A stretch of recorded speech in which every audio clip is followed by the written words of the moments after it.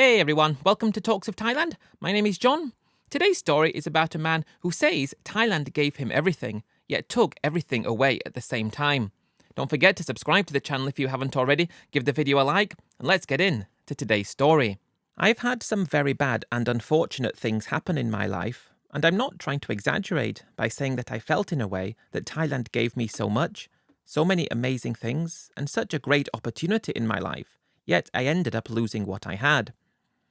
This wasn't because of Thailand, and I'll explain exactly what I mean.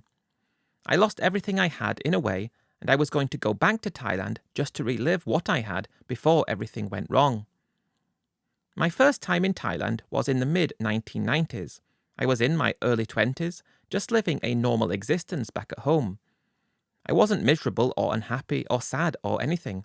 I was just what I felt, a normal guy living a normal life, working in the trades, not really feeling like I was getting as much out of life as I wanted to get, and always believing that there was something different out there, something bigger. I always felt like I was made for bigger things. I think that's the best way to put it. I was just in Thailand with a few mates of mine, seeing what the culture was like, as they say. One of the things that we did on that holiday, which changed the course of my life, was we went on a diving trip in Phuket. This must have been 1995, I think, if I have to put an actual year to it. I'd never been diving before. I'd never considered it before. I always loved swimming. I was good at swimming, long-distance swimming. I did that when I was at school. But this diving trip changed me as a person and made me someone different in a way. I had just discovered my passion in the world. I had just discovered what I felt like I was good at, even though I'd only just tried it. What was meant to be just one excursion, diving, became nearly an everyday thing for me, while my mates were going off and doing other things in Thailand. I just felt like I needed to get back in the water, back at home after that trip.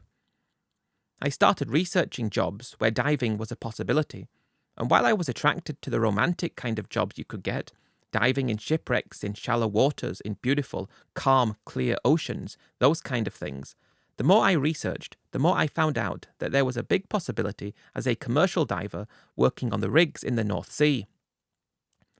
I spent the next year or so just pontificating, I think, not really thinking about changing the course of my life, though I would go to a house and work on a job, just doing basic plastering and things like that, and wish I was doing something more exciting and something so much better than what I was doing at that moment. Through the insistence of a few of my mates, the same ones who I went to Thailand with, I decided to retrain as a commercial diver. It was expensive, it was difficult, and it was nothing like going for a fun dive in the beautiful waters around Phuket. You were training in dark water, dismal water, going down to depths in the cold sea with a completely different outlook on what you were getting into in this sort of diving. I was attracted to what the pay was, because I eventually believed I wanted to end up as a saturation diver. Fast forward a number of years, probably by the time I was 35, I'd been working as a commercial diver for a long time. I'd done all the training, I'd done everything I needed to do, and I started working as a saturation diver probably at 35. I'd guess this was around 2006 perhaps, and the pay was fantastic. It had taken me years to get to the point where I was now a qualified saturation diver, and I was just very happy with myself. It was a case of 28 days of work, 28 days off work, 28 days on and off. That was my life, and I loved it and felt very fortunate that I was able to do it. A few years before I became qualified as a saturation diver, I met what I believed was the love of my life from my area back at home. When I say I met her, I'd always known of her, and we'd bumped into each other and spoken on occasions, though we kind of started seeing each other and things became more serious, and yeah, she was very supportive of my work and my dreams and ambitions. She was still with me when I started work as a saturation diver, which was tough on the relationship. Already married at this point, because I wouldn't see her for long times and we'd then have a month together. But it worked, I thought, quite well. Over the next 2 years, we bought our own house and had a mortgage, bought ourselves a car each, and just living the typical life, hoping that we were going to have kids soon, because I felt like I was getting quite old to have kids, and she was slightly younger than me, but not too much, 3 years younger than me. We didn't have kids, and we were approaching 40, so it was another thing to think about. What happened though, over the next few years, until I was about 40, the money that I thought I was putting away for the future, because I was paid great salaries over 100 grand a year, it was a very difficult time though, when I finally understood that when I was away, my wife was carrying on behind my back with other guys, spending all the money I was earning, and just behaving like the worst person imaginable. This all came to a head around 2010, and I suppose I should have kept track on my savings. Though you have a wife you're in love with, and you trust more than anything, and you have a joint savings account that you both have access to, you think your money's going to be saved, don't you? You don't expect, even for a minute, that your wife's going to start spending your money and taking advantage of you and doing things like that, because why would you think like that? Anyway, we ended up getting a divorce and selling the house.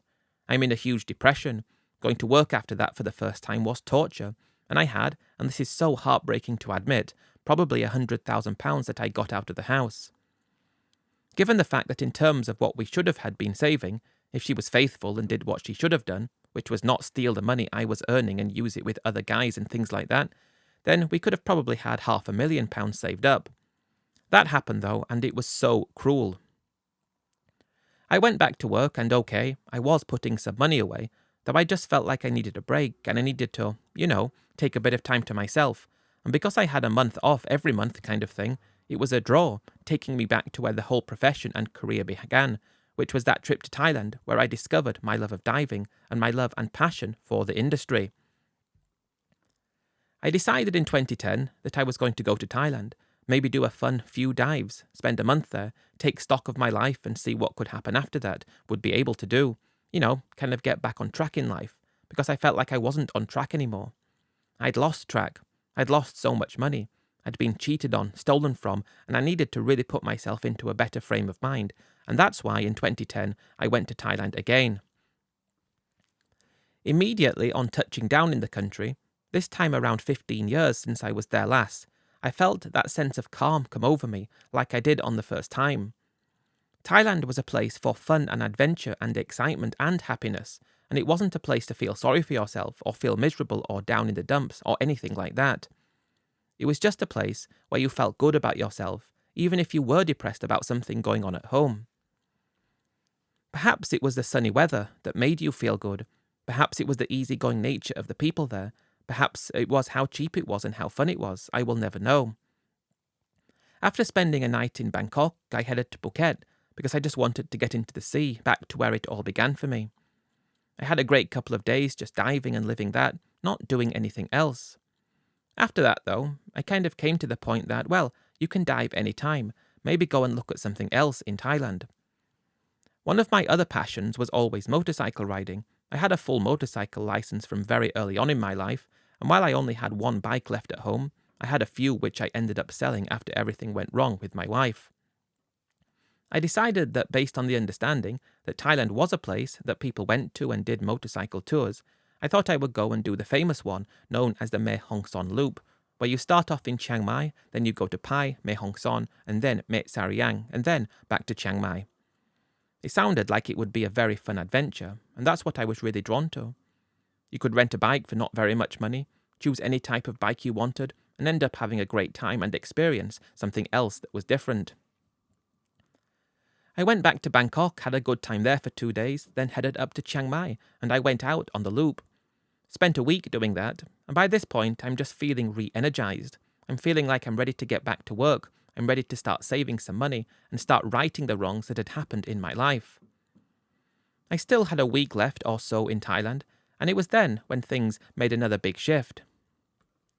Although I knew what Thailand was like and what was available there, I never felt like a particular draw to the nightlife side of things. Based on the fact that I was in Thailand, and I might as well see what it was like, I did decide to head to Pattaya for the remainder of my holiday. I hadn't spent time with anybody. I hadn't spoken to anybody, apart from at a restaurant or in a hotel. I was just by myself the entire time. I decided to head to Pattaya for a different kind of thing, go and have a bit of a look at the nightlife and see what it's like. I didn't expect to love it like I did, though I just all of a sudden felt like Thailand was now complete as a country. Whereas before it was a place that I loved and was interested in and passionate about because of the diving and because it got me into it, the great time I had on the motorcycle, that was fun. Now it was the whole picture. It wasn't just that side of things, it was the nightlife side of things. And back in 2010, based on the affordability and based on how different it was then, I just felt a huge draw to what was available there. I even met a girl. I only met one girl during that time because I was still a little bit on edge about the prospect of how easy things were. I met a girl who was my first girl I had since I got divorced from my wife, and although nothing happened and we didn't exchange contact details or anything like that, it gave me the understanding that there are other girls out there, girls more beautiful than your ex-wife, girls who are more feminine than your ex-wife, girls who don't nag like your ex-wife. I think it was that whole picture of that trip that gave me the understanding that Thailand was a place where not only did I want to spend a lot of my time, given the fact I worked a month and had a month off, given the fact that I did that, I could go to Thailand and still save money, basically 1 month every 2 months. I worked that out because back then, based on the affordability and things, it was an exciting thing to think about. And I just didn't look at women the same way at home anymore, because in Thailand, things were just better, and I really do mean that in every single way. I remember going back home and getting back into work and loving it and being happy with it, and it was great. True to my word though, I went back to Thailand again, had another great time there, back to work again, and it was actually the next time in Thailand when a few things changed. While I'd met a number of girls on that last trip, the one after the first one back, this time I actually met a girl because I'd joined a dating site back at home and I'd been chatting to her and I met up with her, so it wasn't like I met her in a bar or during the nightlife side of things. It was like I met this girl on a dating site, we met up in Bangkok when I arrived for a month there, and things happened with her quite quickly, more than you'd expect really in a situation like that.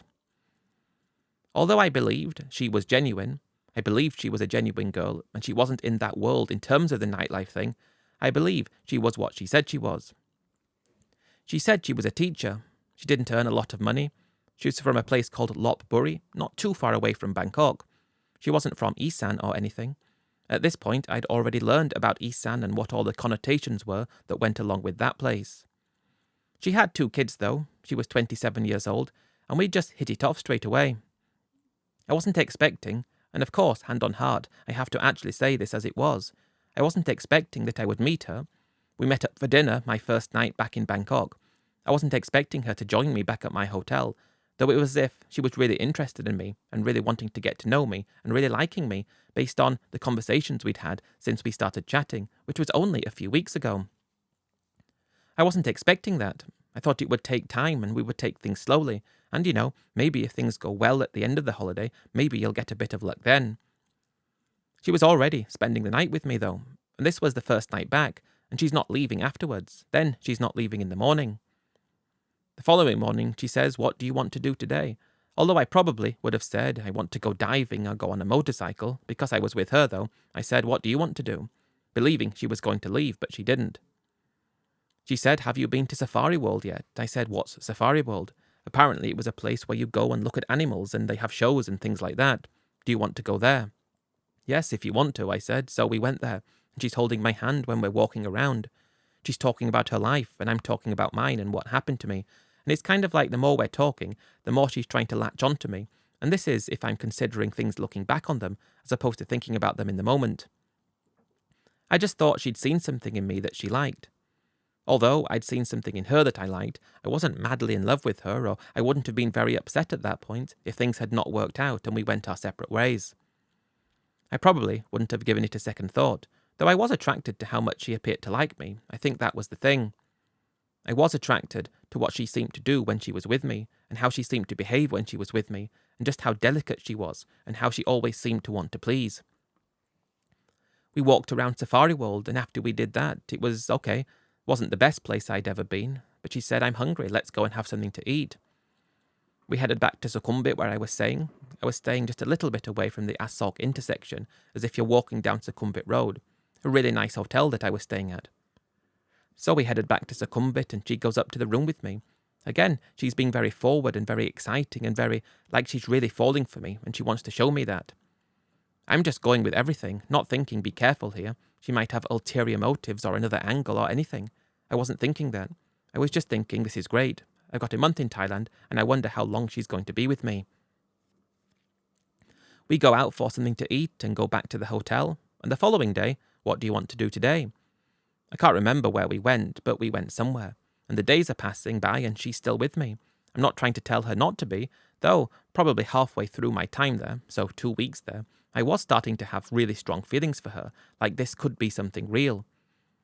Not once had she been to see her kids. They were apparently living with her family in Lopburi. Again, it wasn't Isan, though I suppose people come from lots of places. I wasn't thinking, you're not meant to be a teacher, why are you teaching? It was actually around this time, though, when I started to have feelings for her, that I started to ask questions such as, why aren't you teaching? She said, well, I'm actually between jobs at the moment, so I think it's very lucky that I am between jobs, because it's given me the chance to spend time with you, and I really like you, she said. I just took everything she said at face value. If she said she's between jobs, that means she's between jobs, and so be it, fair enough. It sounded believable to me, and if that's what she was doing, then fine. By this point, I'm feeling like I really want to be with her. Not seriously yet, though. The thought of her leaving and me spending 2 weeks by myself was upsetting. We just continued for the rest of the time there, got to the point where I felt like we'd already agreed that we would be exclusive, and we'd already agreed that we would see where this went. I would come back in a month's time after my stint at work, and we would take things from where we left off, and that sounded good to me. I should have known, though, when about a day before I was going to go back, she said because she was without work, she's going to be struggling a bit financially because she spent all this time with me.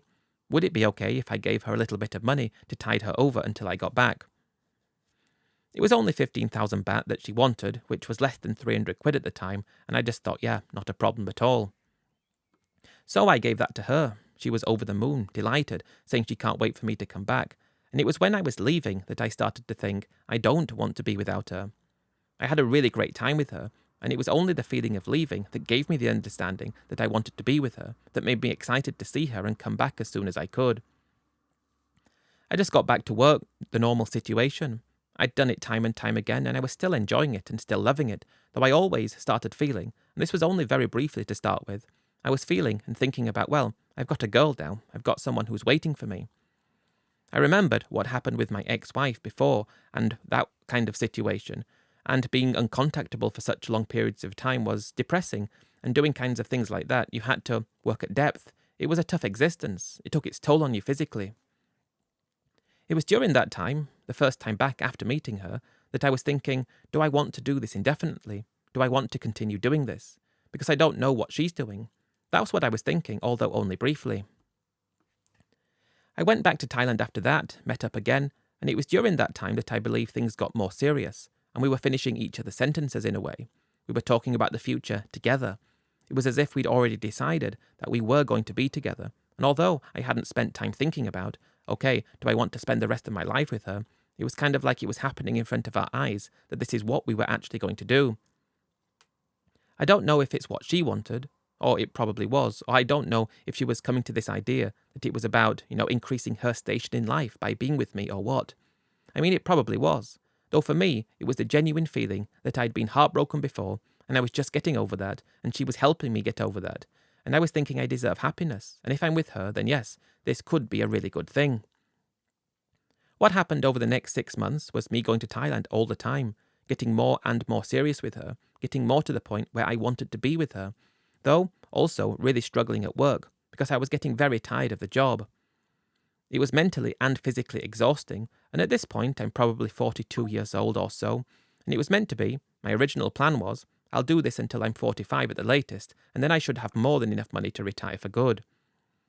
Of course, everything went wrong with my ex-wife, though I was starting to think, given the fact I'd saved up reasonable money by doing that, even though I was going to Thailand regularly, I probably would say at this point, 6 months after meeting her, I probably had about £200,000. I thought, well, you've been to Thailand lots, you know it, you know what it's like, perhaps you can start thinking about retirement in Thailand with her, not right now, but soon. It was on whichever trip it was, I don't remember, they all blurred together. It was on one of those trips when I was with her again, probably 6 months after meeting her, when things became a lot more serious again, and we decided to get married, which we did. We went out of Thailand for the first time together to Singapore for a week, which was an amazing time for our honeymoon, and we agreed on the next time back, we would go and visit the family, and we would do the cultural side of things, because that was very important to her.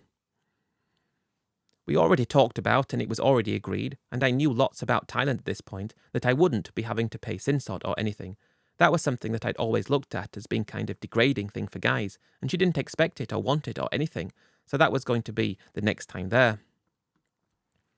It was after leaving, after we got married though, that I was starting to think, I can't do more of this, I can't do much more of it. I was thinking all the time, let's go and see the family afterwards, and let's try and put something in place. Because if that's what we could do, just live an existence, a basic existence, because I just couldn't do it anymore. The money was great, it was, but I didn't need the money, I felt, because I was okay, just existing and living, and I just wanted to be with her. I just wanted to be happy. Next time back, seeing the family, we did the cultural ceremony. Everyone's happy in the family. All the village seemed happy. Very rural where she was from, though again, not too far from Bangkok. And it was just a relaxing kind of environment and a relaxing kind of thing that I was starting to work out finances and thinking, well, Bangkok is a great city. I love it there. That's where I spent most of my time with her, and I do love it, but I don't think I wanted to live there. I must say straight away that I didn't really have any intention to live anywhere like where she was from. That was too rural for me, too out in the sticks, and it wasn't necessarily the sort of place I could see myself living. I mean, it really wasn't. It was nice and okay to go and visit the family every now and then, but definitely not the sort of place I could see myself living in for long periods of time. Pattaya was somewhere that I liked. Again, though, it wasn't the world I met her in. We weren't part of that world, so I didn't really want to live somewhere like that. It was a question of where do we live? I remembered back to the motorcycle trip I took, Mae Hong Son Loop, on my first time back in Thailand a long time ago now, and I was thinking, what about northern Thailand? That's a very beautiful place. When I'm talking about it with her, we're sort of saying, perhaps within a year, I'm going to be living in Thailand. Where do we live? We're talking about all kinds of places. Phuket was a place I was interested in because that was my first introduction to Thailand. That's where I discovered my love of diving. We decided, though, that over the next months when I'm in Thailand, we will try and find a place where we want to live, and we will come to a decision and put down some roots as and when we know. It was over the next about 18 months where I continued working and saving and going to Thailand as much as possible. It was half the time in Thailand, basically, and half the time not in Thailand, and again, it's costing me money when I'm going back, and you're not saving as much as you otherwise would have done if you were at home. I didn't have a place to live at home, so I suppose I wasn't paying for that. It was 18 months more of work until I finally retired. I felt with enough money. About £300,000 plus a private pension coming at the age of 55. This was approximately 2015. It would have been about 45 years old. She'd just gone 31 or something, I believe, and we'd already decided that we were going to live in a place called Krabi. I hadn't heard of that place up until recently, but I was thinking about places to live in, and it was just on the way down to Phuket where we stopped off, and we both fell in love with the place. The beautiful cliffs around Ao Nang, the beach along the front, the vibes that the place gave to me were incredible. But I didn't want to live in Ao Nang itself, perhaps maybe a short drive away, find a nice little muban to live in. Anyway, that's what we decided to do, where we were going to live.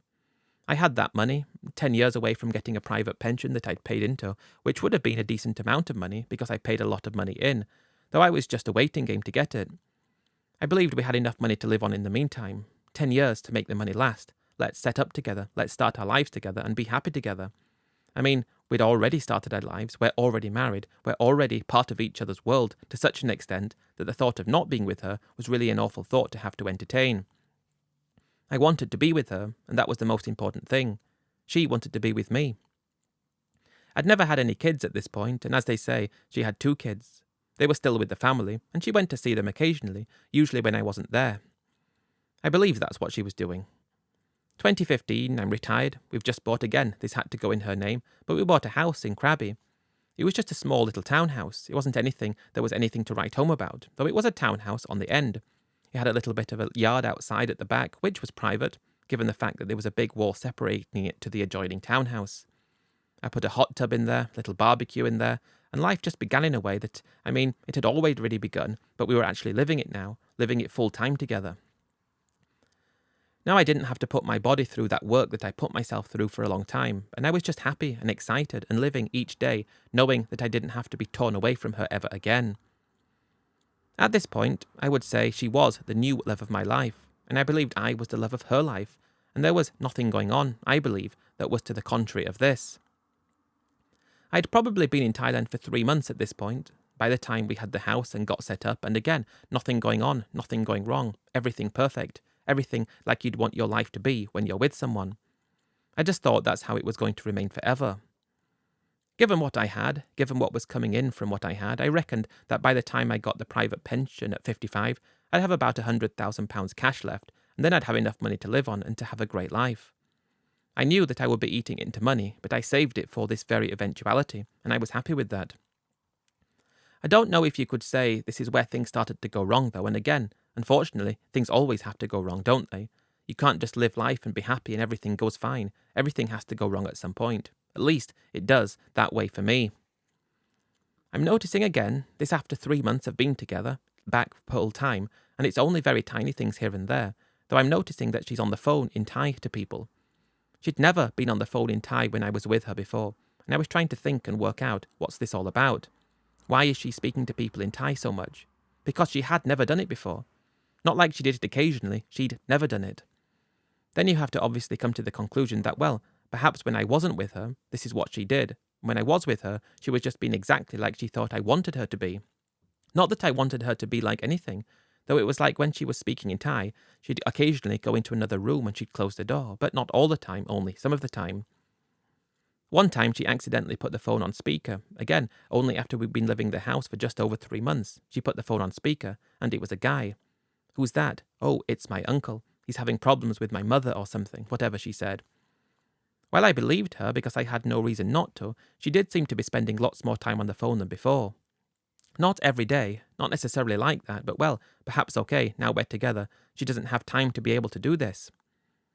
I was noticing this, though not thinking something's going on or something's going wrong. Very soon, though, it was, this is interesting, this is strange, and I wonder what it's all about. A number of months later, again, I don't know exactly how long because the time just kind of blurs together, but we had someone coming to visit from her family.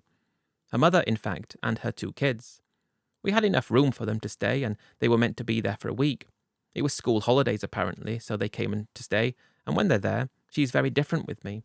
She's quite stern in a way, and again, I'm not thinking anything of this. This is just one of the small things I'm noticing. But she is a lot more stern with me. She's more bossy with me when her mother's there, as if she's wanting to show herself as being the boss of the relationship. Well, you know, she goes back to normal when they've gone to bed, kind of thing. It was, why are you behaving like this in front of your mother? I didn't say anything, though it's just something I'm picking up on. Instead of staying for a week, they stayed for a month as well, though that wasn't a problem. There were lots and lots of other little incidents like this happening over about a year of us being there, none that gave me any cause for alarm or any cause for concern, none that made me think that she was up to no good or doing something that I had no idea about what she was doing, though enough things happened to make me know and aware of something was happening, but I didn't know what. Like the occasional times, and it only started occasional, that she started to go out by herself too, which was something that she never did when we were together before. Of course, as a wife, she had time to go out by herself, and I don't care if you're going out. I started to have a small friend group close to where we were living. I had a couple of guys that we were friends with, and we'd go drinking occasionally, maybe once every 2 weeks or something. I had no problem with her going out once every 2 weeks too. That's fine. Before long, though, she's going out every week, and while it was before, she would just come and she'd be back at 9 or 10 p.m. Now she's coming back later, and she's coming back more drunk, and she's just telling me, don't worry about it. I'm just spending time with my friends. Which friends? Because we were only just living in Krabi for just over a year or whatever, and she's saying I make new friends.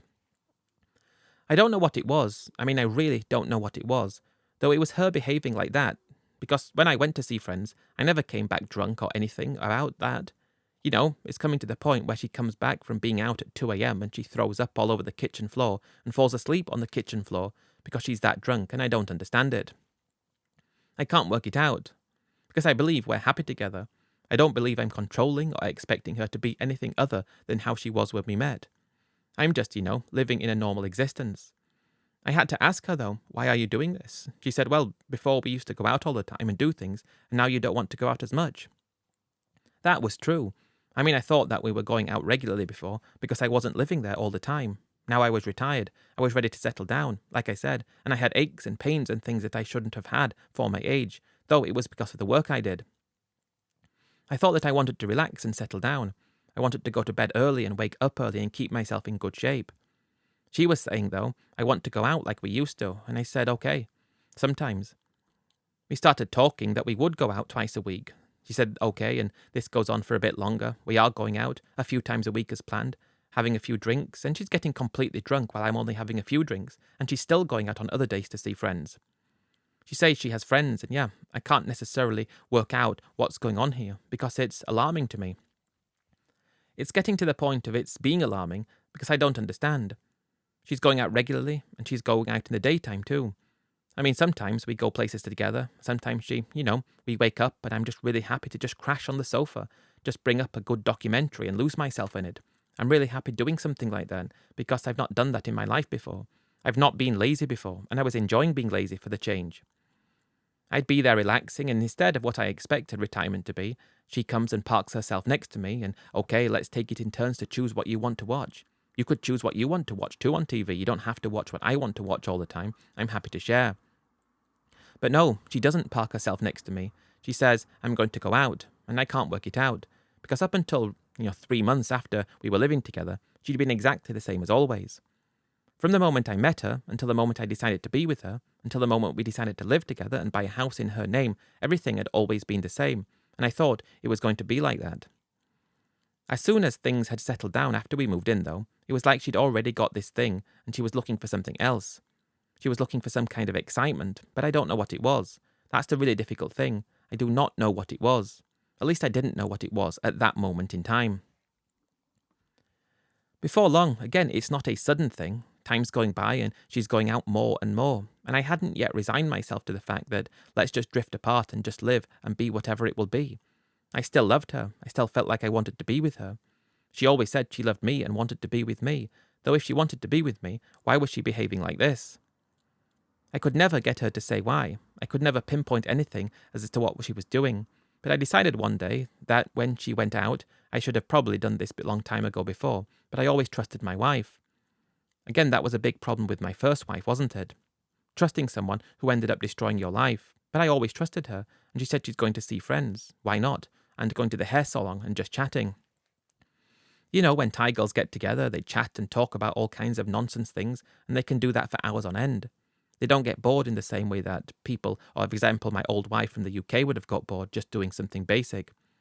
But I decided I would follow her to see where she went. This was one evening. She went out in the day sometimes too, though not as often. But this was one evening. I just thought, well, yeah, perhaps I'll surprise her and have a bit of a laugh with her and say, I wanted to go out with you, and I changed my mind. She would always say, do you want to go too? Though probably not wanting me to go too, but she would always say, do you want to go? But I would say, no, it's okay. You go and have a good time. I thought I would see her this time and have a laugh with her and say I changed my mind. I wanted to say that, let's go out together kind of thing. I don't really know if I'm coming across accurately here, but what I was thinking was, let's just surprise her. Or, probably, that was my excuse. That was what it was going to be, yet believing perhaps that wouldn't be what it would be when I actually saw her. I don't know. It was obvious that there was something in my mind telling me that something was going on here, and I needed to investigate and see what was happening that made me do this. I left pretty much as soon as she left.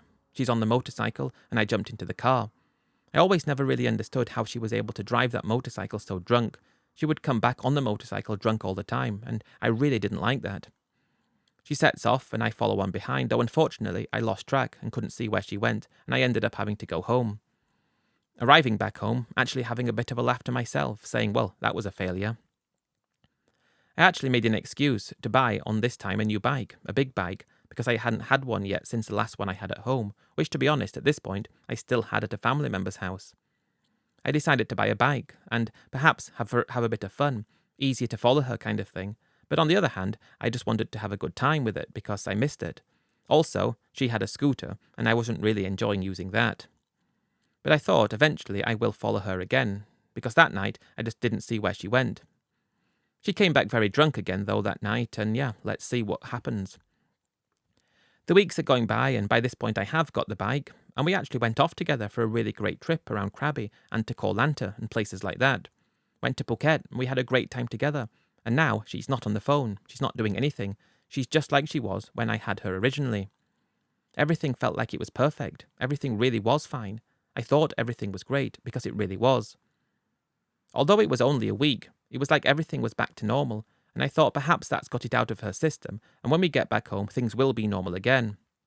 But no, As soon as we're back, she's going out again by herself. And yeah, it was, well, let's follow her and see if I can get to see where she goes. I'd parked up the bike in such a way that I would be able to leave basically immediately. And a few days later, after we got back, she said she's going to go and see a friend. Do you want to come too? But I said no, I'm going to have a rest. She goes outside, jumps on the scooter, and immediately I was able to get on the bike and follow her as she headed in the direction of Ao Nang. She headed there, parks up about halfway down the road, when you start seeing all the buildings and the bars and restaurants and things. Not right at the beach yet, though about halfway down. I didn't even know about this area yet. She parks up and I can see her in the distance. I park up too, and she walks into this little complex of bars. Well, why is she going in the bars? She wasn't a bar girl when I met her, she was a teacher. She walks in there and I park up and follow. Like I said, we'd been to Krabi a number of times and I was never looking at that sort of thing with her, or even knowing that they had it, a bar scene there. It was only small. If you know Krabi, you know it's only small. There are only maybe 10 bars in that little complex. But she walks in there and I follow her, and I see her in one of the bars right at the end. Initially I just thought, let's keep an eye on what's going on. I decided to sit at a bar closer to the entrance and see what I could see. It wasn't too busy, though busy enough. I ordered a drink, and she's just there, chatting to girls, and a couple of guys walk in. They're ordering drinks for the girls, and she's one of them. She's getting drinks paid for. I'm thinking, well, if that's what it is, then why is she doing that? I was really distraught, thinking this isn't right. If it's only drinks, though, then perhaps it's just her friends work there. Perhaps it really was. Or she's working, I don't know. Her friends are working there, and she's just going to see them, spending time with them and having a bit of fun. Perhaps that's all it was, but I'm thinking probably not. By the time I've got another drink, those guys left, and another guy walks in, and I'm just thinking, should I go and approach her now? Part of me says no. Now is the opportunity to see if anything happens that you don't know about. Again, I can't work out at this point why she's doing this, because she didn't need to. Then this other guy walks in, who was probably slightly older than me, maybe 5 years older than me, and there were maybe 4 or 5 girls working in the bar, and she was there as well, not working, I didn't think. He walks over to her and they kind of hug each other, and I'm very shocked. What's this all about? Buys a drink for him and her, and they get up and start to play pool, and then he's touching her in what I believed was an inappropriate way. I knew it was a bar, I knew it was that sort of bar, and part of me didn't want to go and approach her yet, because I wanted to, catch her in the act. Then they kind of kiss each other, and I'm feeling absolutely disgusted and appalled, and I feel sick to my stomach, though I'm not allowing myself to actually find out what's going on yet, so I kind of wanted to hang on and wait. I wanted to 100% know. It was about 30 minutes later, and I'm just in hysterics, because this lady that I loved is in a bar for some reason, but I don't know why. Again, like I said, she had started going out regularly at this point. It started out at once every 2 weeks, then once a week, and now it's more and more and more. And whatever it was, I don't know why she's doing it. And the odd times I did say, yes, I'd like to go with you, we never went somewhere like that. We'd go to a nice restaurant and have a couple of drinks together and go back home. So it was obvious, if she asked me, do you want to go with me, she was hoping I would say no. Before long, the guy looks like he's asking for the bill and he leaves, and the thing is, she's going with him. They're hand in hand, and they're walking out of the bar, and that's when I had to, step in and say, what do you think you're doing? When she saw me, she looked extremely panicked on her face, and the guy looked at me and said, who are you? And I said, who are you? And he said, I'm her boyfriend. That's what he said. I said, what do you mean? He said, I'm her boyfriend. I asked him again, what do you mean? And he said it again, in quite an angry voice, I'm her boyfriend. I said, well, I'm her husband. He looked at me like, you're her husband, though he didn't look angry or shocked or anything, although he did look a bit startled. But he said, okay, nice to meet you, as if he didn't care, as if he had no care in the world. He said she'd been his girlfriend for quite a while, and they were just casual kind of things, and he saw her all the time. Apparently, he knew she had a husband, but they'd been together longer than I had or something like that, but I didn't believe that. I think he was just trying to rub salt in the wound. I asked her what's going on, and she said, leave me alone. The guy's there, not looking upset, like he's found something shocking out that his girlfriend's got a husband, but kind of like, I don't know. I just kept telling her, we have to go back home, we need to talk about things. Eventually, this guy just said to her, yeah, just go and sort it out with him, tell him the truth. It was as if there were secrets being held, and I didn't know what was going on. But I can't believe my life's collapsing like this again. But eventually, okay, she wasn't too drunk left, and we left together, and I just tried to tell her, tell me what's going on. Tell me the whole truth, and if you can tell me the whole truth, then we could potentially work things out. I was so heartbroken, yet not understanding and not being able to work out what was going on and why she was behaving like she was behaving. Then she said that her friend worked in that bar. Her friend who used to work in Bangkok worked in that bar now, and she met her friend regularly, and she went to stay in the bar occasionally, and when guys came in, and if they bought her a drink, she thought she might as well take some money. I said, "Why do you have a friend that works in a bar? You didn't work in a bar." She kind of looked a bit sheepish and said, "No, I was a teacher," though I could tell that she was lying by the way she said I was a teacher. I said, "Are you sure you had just happened to be conveniently without a job when I met you for the first time?" She said, "Yes, it's not a problem. I'm a teacher before." She was lying though. "So why do you have a friend that works in a bar?" She said, "Well, sometimes I go to the bar to see my friends, even when I was a teacher." "Which bar?" "Sometimes I go work with my friend." "Work?" I said. "Just sometimes, not all the time, because I was a teacher." It was like she wasn't wanting to tell me the whole truth, though she was kind of, beating around the bush, so to speak, as if to say, I wasn't a teacher at all. I used to work in a bar, and I met you, and I wanted to make you believe that I didn't. That's kind of how it felt. "Okay, well, what about this guy who says he's your boyfriend?" Then she said I was drinking with my friend and just having a good time with my friend, and sometimes a guy buy a drink and I take some money. But he talked to me maybe about 8 months ago, and I talked to him many times, and I'm sorry, but he say he liked me and I want to spend time with him. "What about him saying that he met you before I met you?" And he said, "No, that's not true," she said. That's how she put it. I asked her what she meant, and "Are you cheating on me?" And she said, "No, I'm not cheating on you. We just go hotel together for a little bit of time, not cheating. Same love, nothing," she said. Again, she's talking such nonsense. It was pretty clear what happened. According to what I could ascertain from it, she was going to see her friend who was working in the bar in Krabi, and perhaps that was one of the reasons why she chose Krabi. I mean, I chose Krabi as well, though perhaps that's why she was interested in it, because her friend had started working there, and they were good friends, and she wanted to be able to go out to see her friend. I don't know. Then apparently, she'd not done anything with any other guys apart from taking drinks, though with him something happened, and now he went back to see her regularly, and then it was because of that I found them in that position. I said to her, "Well, how long have you been seeing that guy?" And she said again, "About 8 months." "How long have you been doing things with him?" She said, "About 7 months." I think she understood there was no point lying, though she was definitely withholding some of the truths. It was another heartbreaking time in my life, because I couldn't understand why she behaved like that.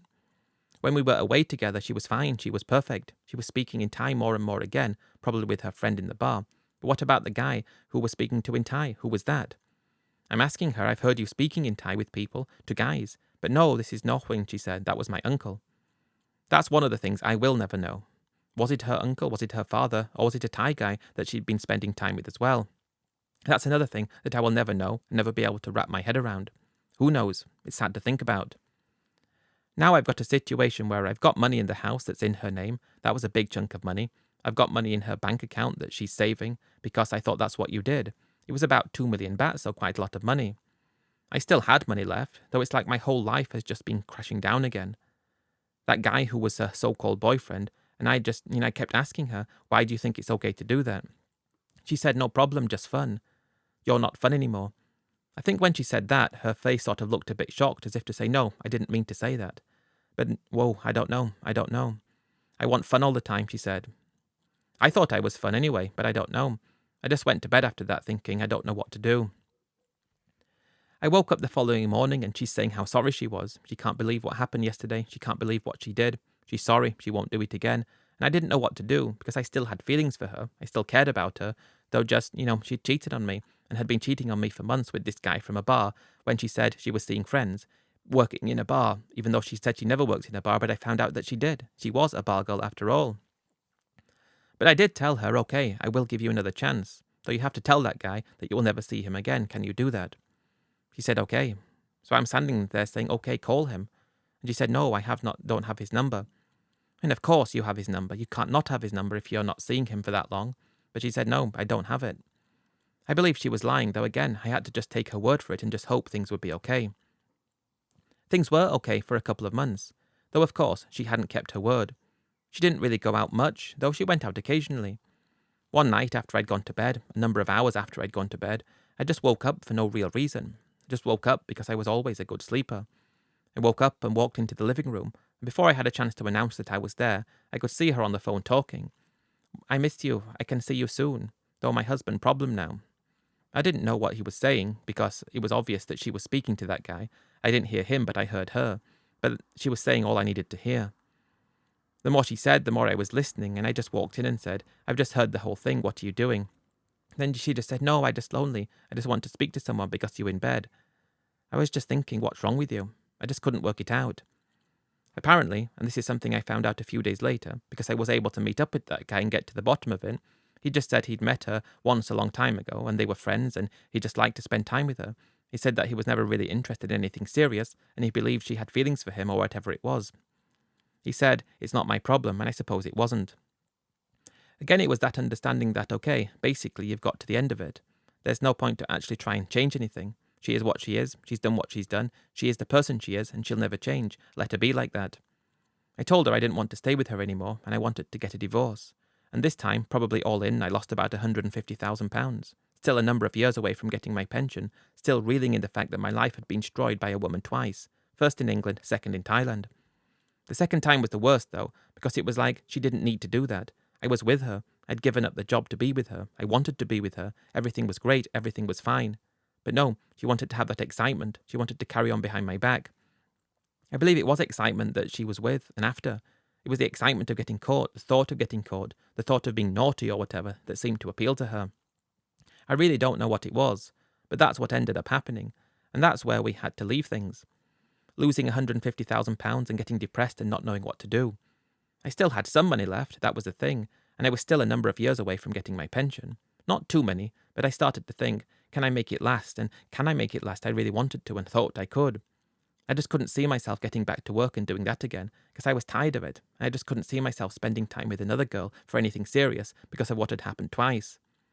I believe, though, that that guy and her, they liked each other, and he was okay to do whatever he was doing with her because he didn't have to give her any money or anything. I don't know what it was. I really don't know. I will never know. That was my Thailand story, and how it went wrong for me. I ended up actually staying on in Thailand for a few years, not spending too much money, and not really doing anything. I moved up to Bangkok, and started thinking about life. As I said, I knew I was going to be getting a decent income at 55, so that was everything that I clung on to, and I just did a bit of travelling around the region. The years passed, and the years went by, and I never trusted a woman again since. I'm getting my income now, and it's good, and I actually moved to Spain, of all places, and that's where I am today. Life is what it is, and it's good in many ways, though bad in many other ways. I can just not understand how my wife behaved that way. I believed that there are lots of other things that she did that I wasn't aware of. I believe she was perhaps working in that bar, and I don't know why. Perhaps, as a saying goes, you can take the girl out of the bar, but you can't take the bar out of the girl.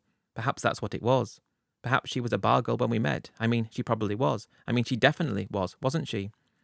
She'd admitted to it, saying it was only temporary, though it's probably a whole time thing. It was like she just loved getting drunk and she loved going out, and I believe that, because in the early stages, we had a month together and a month off. Her month when I was not there was her basically living that life that she'd been a part of for so long and wanted to be part of. She was able to be with me for a month at a time because she had time not to be with me. I believe that's the thing. When we started living together, noticing things going wrong, there were probably Thai guys as well that she spent time with that I didn't know anything about.